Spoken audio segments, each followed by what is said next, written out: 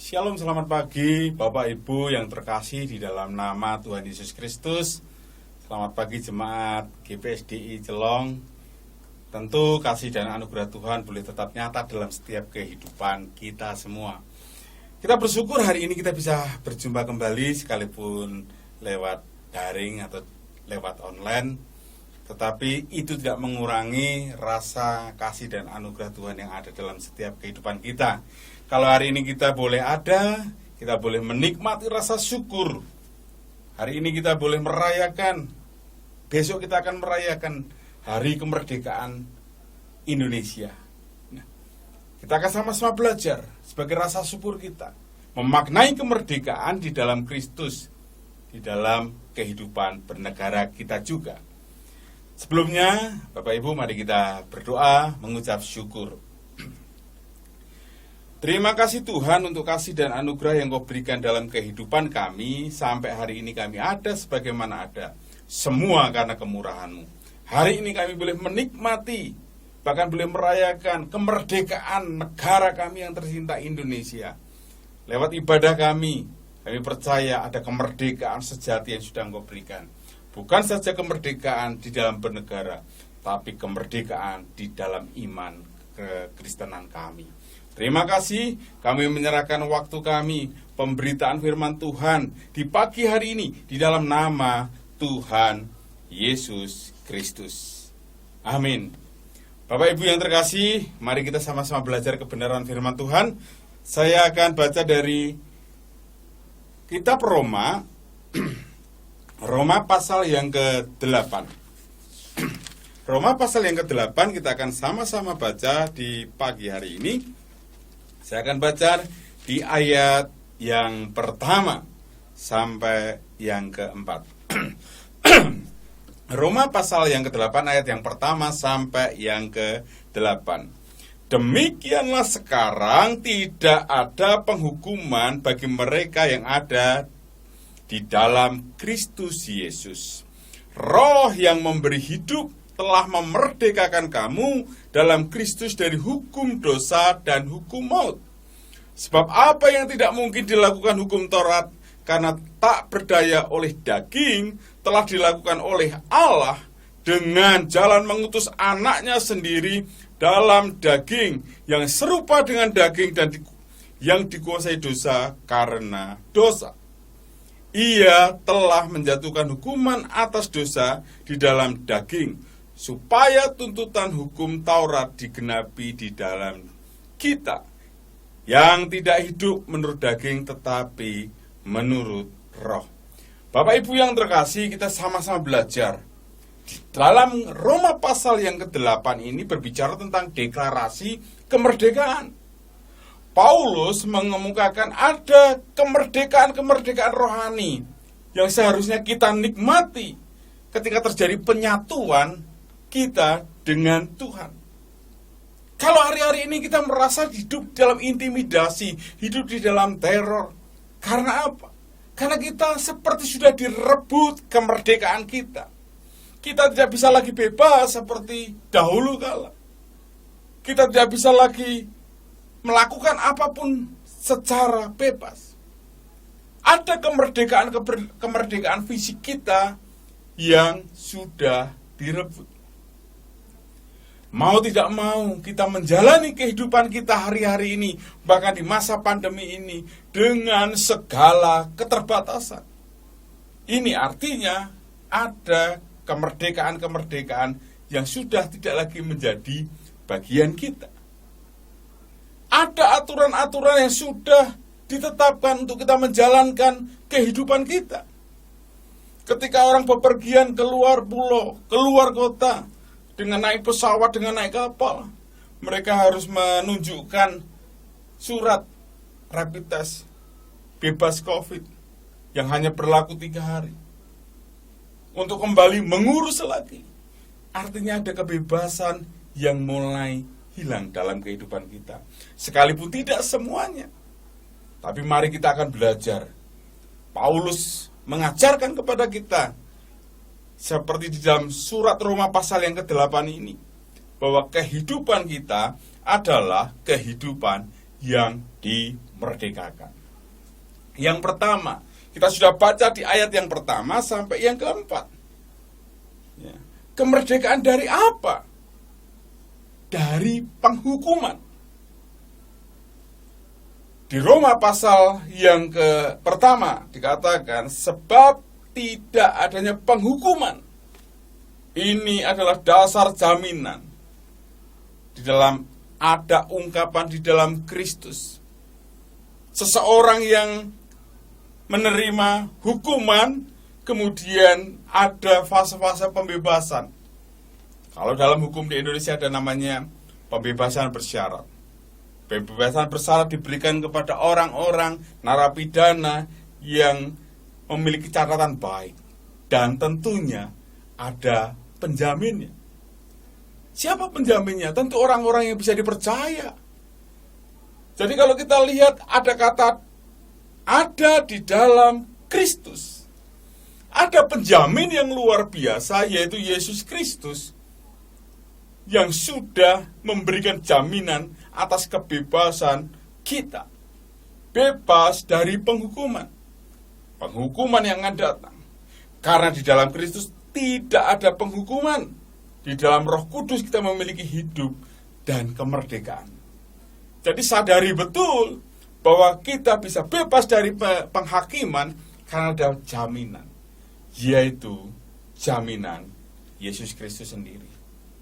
Maka kita mulai merenungkan, kalau hari-hari ini selalu ada jaminan dalam hidup kita, percayalah bahwa Yesus sudah menjamin kita dan membebaskan kita dari penghakiman.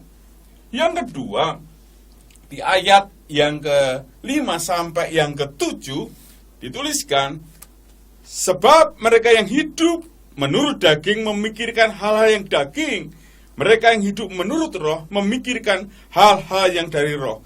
Karena keinginan daging adalah maut, tetapi keinginan roh adalah hidup dan damai sejahtera. Sebab keinginan daging adalah perseteruan dengan Allah, karena ia tidak takluk kepada hukum Allah. Hal ini memang tidak mungkin baginya. Mereka yang hidup di dalam daging tidak mungkin berkenan kepada Allah. Nah, yang kedua, kemerdekaan dari yang namanya kekalahan. Banyak orang merasa kalah dalam menghadapi kehidupan ini. Banyak orang merasa gagal dalam menghadapi kehidupan ini. Bahkan seringkali kita mendengar kalah sebelum berperang, kalah sebelum bertanding. Di ayat yang ke-12 jelas dituliskan seperti ini. Jadi saudara-saudara, kita adalah orang berhutang, tetapi bukan kepada daging, supaya kita hidup menurut daging. Jadi kita dibebaskan dari hutang. Hutang seperti apa?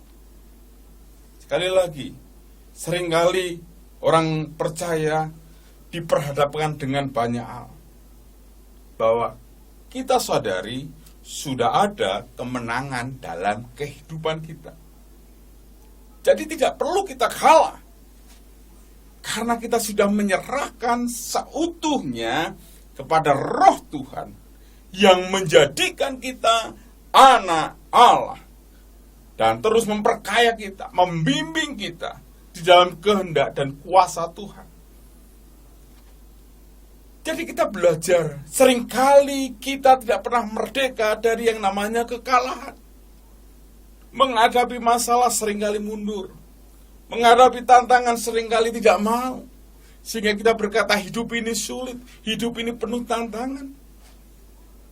Kalau kita hari-hari ini seringkali menghadapi masalah-masalah seperti itu, maka sadari, sebenarnya sudah ada kemenangan di dalam kehidupan kita. Tidak ada lagi kekalahan. Dan percayalah, kekalahan sudah ditaklukkan. Jadi kita sudah merdeka. Kemerdekaan yang kedua, kemerdekaan dari kekalahan. Kemerdekaan dari yang namanya hutang kekalahan. Yang ketiga, kemerdekaan dari yang namanya keputusasaan. Orang percaya seharusnya tidak perlu menjadi lemah di dalam masa-masa penderitaan, di masa-masa seperti ini. Pencobaan akan selalu ada dalam kehidupan kita. Tapi ketahuilah di dalam ayat yang ke-12 28 saya akan bacakan untuk setiap kita. Di Roma 8 ayat 28 dituliskan seperti ini. Kita tahu sekarang bahwa Allah turut bekerja dalam segala sesuatu untuk mendatangkan kebaikan bagi mereka yang mengasihi Dia, yaitu mereka yang terpanggil sesuai dengan rencananya. Artinya pasti ada rencana Tuhan dalam kehidupan kita. Kalau masa pandemi ini Tuhan izinkan terjadi, bukan tanpa alasan. Kita melihat banyak sekali orang berkata, udara sekarang menjadi segar, laut menjadi bersih, hutan-hutan kembali menjadi hijau. Ada fase yang mungkin menjadi keuntungan-keuntungan di balik semua masalah pandemi COVID-19 ini. Jadi Tuhan itu mempunyai rencana yang sempurna dalam kehidupan kita. Kemerdekaan atas keputusasaan harus kita memiliki. Jadi tidak ada kekecewaan dalam hidup kita. Di ayat yang ke-29 dikatakan, sebab semua orang yang dipilihnya dari semula, mereka juga yang ditentukan dari semula untuk menjadi serupa dengan gambaran anaknya, supaya ia, anaknya itu, menjadi yang sulung di antara banyak saudara. Artinya setiap rencana Tuhan atas hidup kita sebenarnya adalah rencana yang terbaik. Sebab rancangan Tuhan adalah rancangan damai sejahtera, bukan rancangan kecelakaan, yang mendatangkan kebaikan dalam kehidupan kita. Hanya saja seringkali orang tidak menyadari bahwa ada rencana di balik semuanya itu. Kita sering melihat sisi negatifnya, kita sering melihat sisi yang tidak baiknya. Tapi kalau kita mau sadari, kita bisa melihat sisi yang positifnya. Tuhan berkarya, Tuhan berdaulat atas semua kehidupan kita.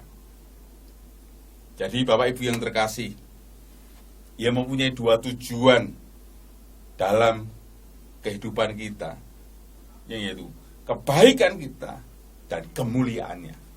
Sekali lagi, ada kebaikan hidup kita dan kemuliaan Tuhan. Maka sadari, dalam penderitaan ada kemuliaan, dalam pergumulan ada kemuliaan, dalam setiap masalah-masalah seberat apapun ada kemuliaan. Kalau hari ini kita ada, kita bisa menjalani semua karena anugerah Tuhan. Kemerdekaan yang berikutnya adalah kemerdekaan dari rasa takut. Di ayat yang ke-32 saya akan bacakan. Di ayat yang ke-32 dikatakan, Ia yang tidak menyayangkan anaknya sendiri tetapi menyerahkannya bagi kita, bagaimanakah mungkin Ia tidak mengarunikan segala sesuatu kepada kita bersama-sama dengan Dia. Bapak Ibu yang terkasih dalam Yesus Kristus, tidak ada lagi pemisahan hidup kita dengan kasih Tuhan. Artinya apa? Kita tidak perlu takut. Manusia seringkali menghadapi ketakutan. Ada yang menghadapi yang namanya ketakutan masa lalu, karena sejarah hidupnya begitu kelam.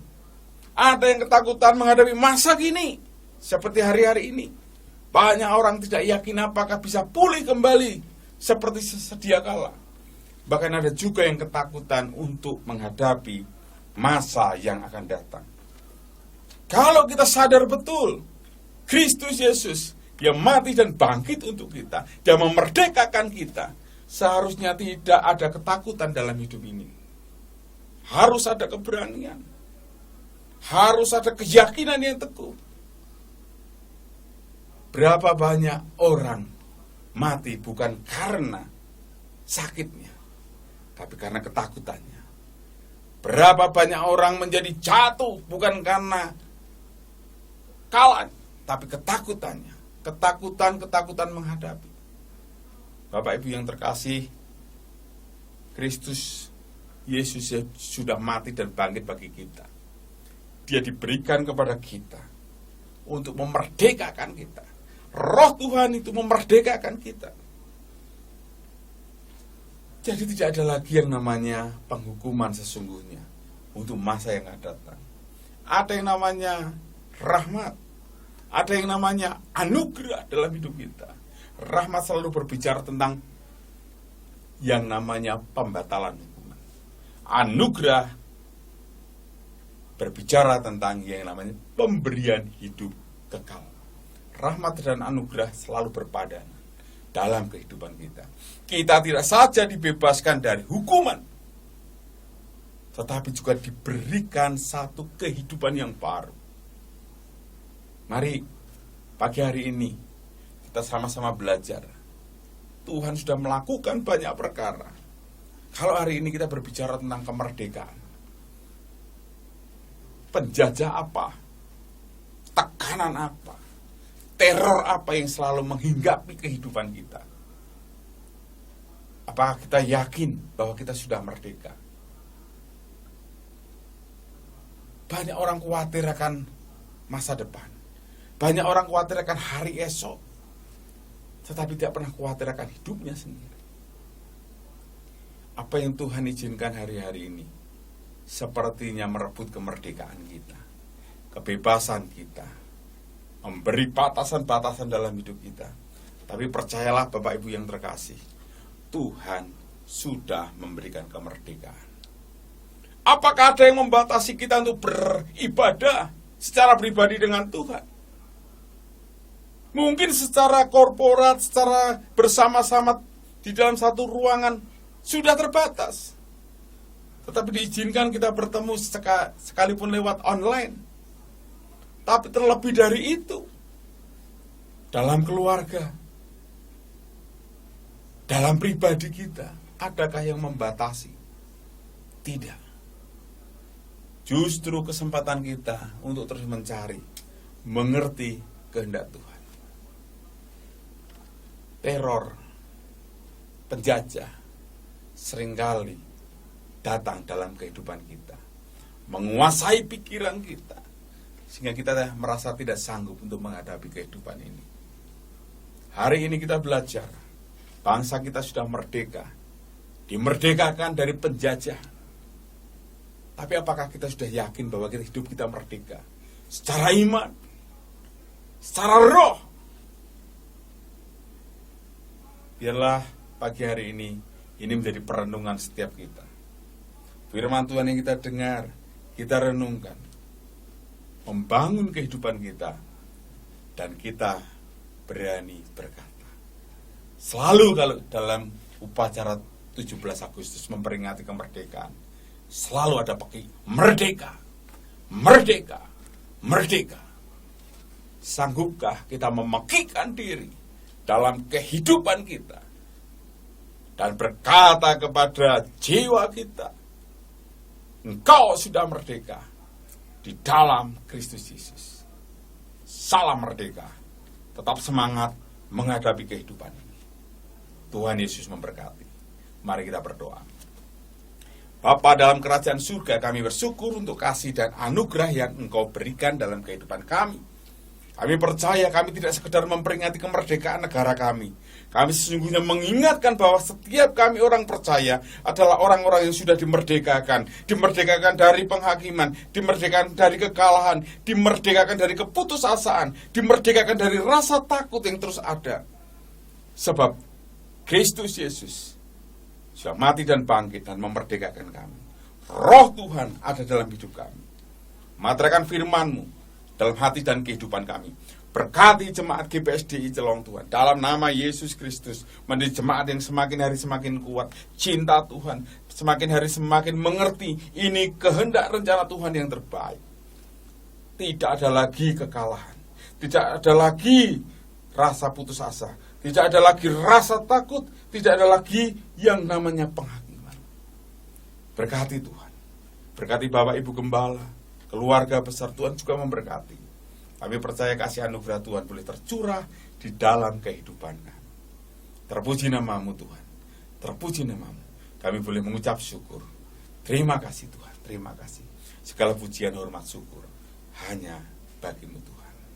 Haleluya. Mari kita akan angkat tangan kita, terima berkat ilahi. Biarlah damai sejahtera dari Bapa, kasih Tuhan Yesus Kristus, persekutuan Roh Kudus selalu ada dalam setiap kehidupan kita. Diberkatilah engkau secara pribadi. Diberkatilah engkau di dalam keluarga. Diberkatilah engkau dalam studi, pekerjaan. Semuanya diberkati. Sehingga Tuhan selalu membuat berhasil. Dalam nama Tuhan Yesus Kristus. Haleluya.